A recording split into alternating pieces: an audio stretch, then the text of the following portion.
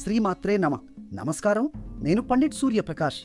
ఈ 11 మే 2026 సోమవారం మకర రాశి వారికి ఒక ముఖ్యమైన రోజు.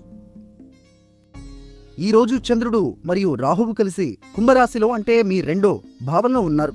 రెండో భావం అంటే మీ ధనం, కుటుంబం, మాటల తీరును ప్రభావితం చేసే స్థానం.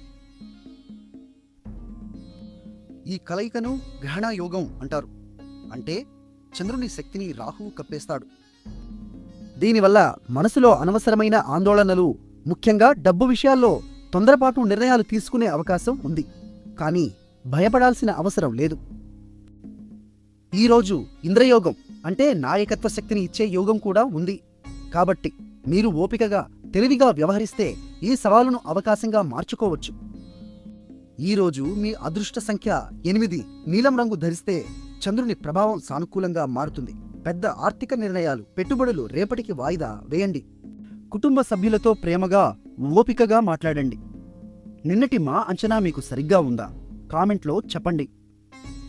వీడియో నచ్చితే లైక్ చేయండి, మీ వారికి షేర్ చేయండి. మా ఛానల్ను సబ్స్క్రైబ్ చేయండి.